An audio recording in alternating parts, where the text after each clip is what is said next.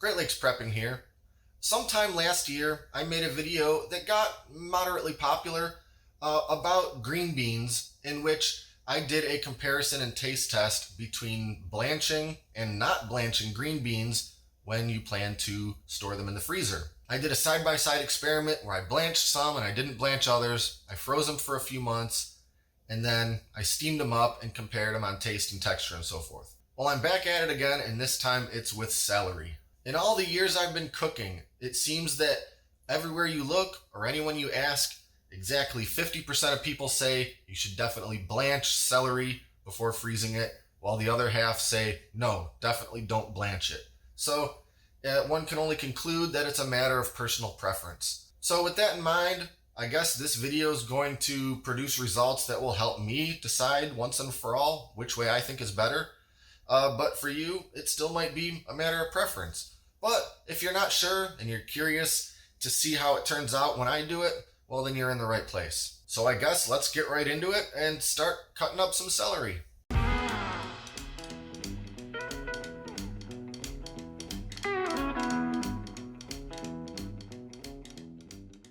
So for my experiment, I'm not going to use a whole ton of celery. I'm just going to kind of divide up one, I guess, head of celery in half to do my little experiment. So I'll just get started by trimming and chopping up this celery pretty much like I ordinarily would. Cut it into slices. I think I'm going to make sure not to go too incredibly thin when I slice these up, because they are going to break down and lose a little bit of texture while they're in the freezer. So leave a little bit of substance to each slice, and then we'll move on to the next step.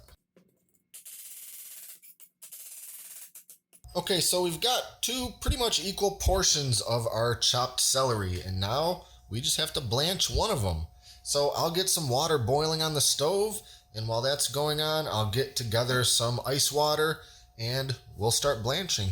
All right, we've got our boiling water, and it's time to just dump in one of these bowls of celery. Now I'm going to let this go for about 2 solid minutes and then immediately take them off. All right, we've got our celery strained out of that boiling water, and now it's going right into the ice water. Now we'll go ahead and leave this in here for just a few minutes, maybe 2, 3, 4 minutes, until they're totally cooled down. That cooking process is entirely stopped, and then we'll move on. All right, our blanched celery is out of that ice water and strained, and I'm just gonna let it sit on some paper towels for a few minutes.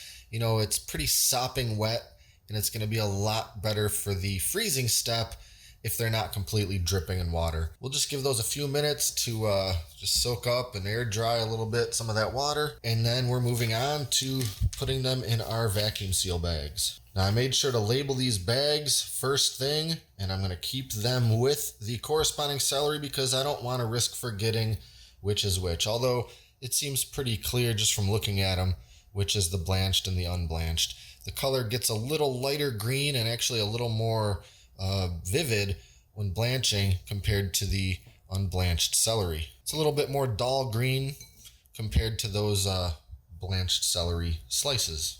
I think we're good to start bagging these up. So I got my pretty small vacuum seal bag. I don't need a huge bag for this. And I'll use my handy canning funnel just to kind of help me load the celery into the bag. Always helps with loose things like chopped up vegetables and so forth.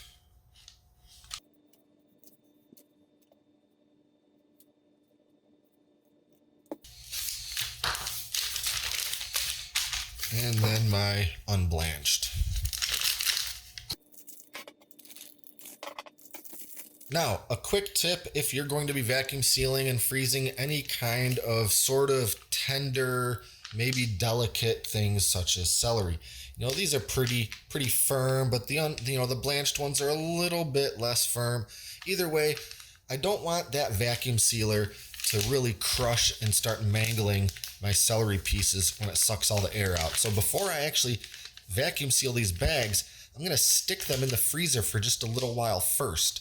Not only will that let these start to harden up, so they'll be able to resist the impact of that vacuum seal, but by sort of flash freezing them for a little while first, I can then also jostle the bag and move it around a bit and break those pieces up that have started to basically freeze together. It'll just be a little more convenient. I guess that's more helpful when you've got a great big bag of something and you want the possibility of just taking maybe one serving out, whereas this whole bag is pretty much one serving. But either way, that's how I like to do it. So I'll stick these in the freezer for just about maybe 45 minutes, an hour, and then we'll take them back out and seal them up. All right, celery's been in the freezer for, I guess, about an hour, and I'm gonna just kind of take it out, shake it up a bit, and make sure everything's not totally frozen together.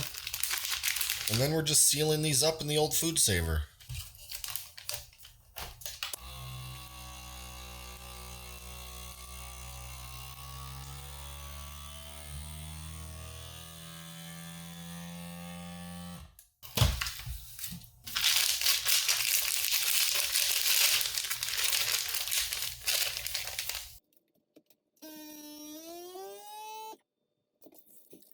All right, and there we are, our blanched and unblanched celery.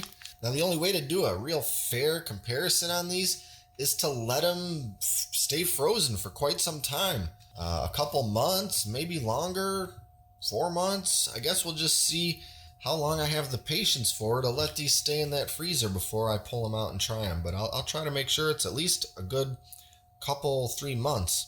So for me, I'm gonna wait a couple months before finishing this video, but for you, it'll be about 5 seconds. All right, well, it's been just about 3 months since this celery was put into the freezer. So what I've done is I took it out and let it thaw out and just placed it on these plates here. And I feel that the proper way to really test these out as far as a side-by-side comparison is to use them in a way that I would probably ordinarily use them. And most of the time, my celery ends up going in something like soup, celery and onions and maybe carrots. And the first step is often to take those and saute them down in a bit of oil or butter. So I think that all I'm going to do here is take each of these and saute them in a little bit of butter and then give them a bit of a test. I'm looking for a texture and of course flavor. And then I guess I'll try to make a determination for which one I think came out better so I can, decide if from now on I want to make sure to always blanch my celery before freezing or if I won't bother doing so. So let's move over to the stove. So we've got some butter melting in 2 pretty much identical skillets. And now we're gonna just throw in our celery, and I'll start off with the blanched and the unblanched.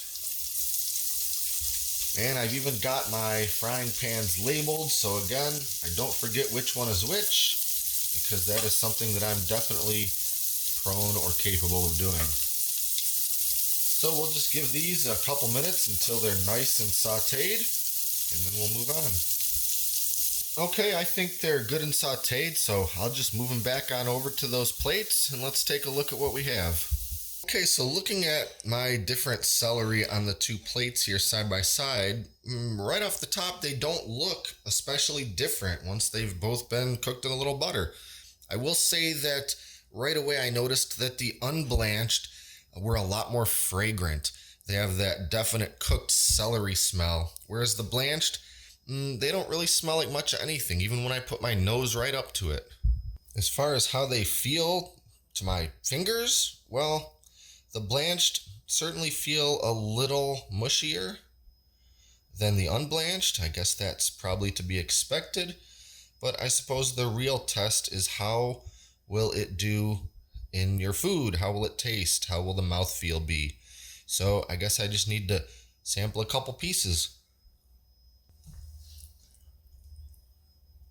Well, this is actually a little surprising to me. The texture on both of them when I bite into it is very similar for both. They're both obviously pretty tender from having been frozen and thawed and then sauteed, but in both cases they still have that little bit of pop, that little bit of not so much crunch, but a little bit of resistance when you bite into it. And that's kind of what I'm looking for in my celery, especially in soups and so forth. You're going to stew it down in a soup for quite some time. You don't want it to be just a complete lump of mush. You still want it to have that little bit of bite to it. And in both cases, the celery does. It's actually almost indistinguishable. I was, going into this pretty sure that the blanched would be a lot more squishy and mushy than the unblanched. Regarding taste, they both taste almost the same, but I will say, again, kind of to my surprise, the unblanched have taken on a bit of a bitter flavor. They've got a little more flavor than the blanched, but the flavor isn't necessarily good. So that alone, being that most of the other sort of criteria are equal, makes me really leaning towards the blanched. Yeah, I'd say it's really neck and neck as far as the taste and texture goes. But if I had to make a ruling, it would be the blanched, kind of by a nose.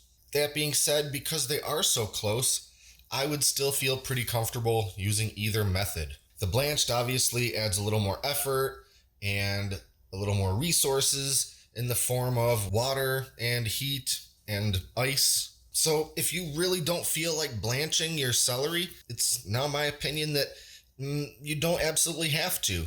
And you're going to end up with almost the same final product as if you had blanched it. But my opinion, the blanched are just a little bit better. So take my opinion and experience and 2 cents for what it is, and decide for yourself if blanched or unblanched celery is the way to go when you're going to store it in the freezer. That's about it for now. Be sure to like and subscribe and stay up to date with all our latest stuff, including future food experiment videos. Thanks for watching, and I'll see you next time right here in the Great Lakes Kitchen.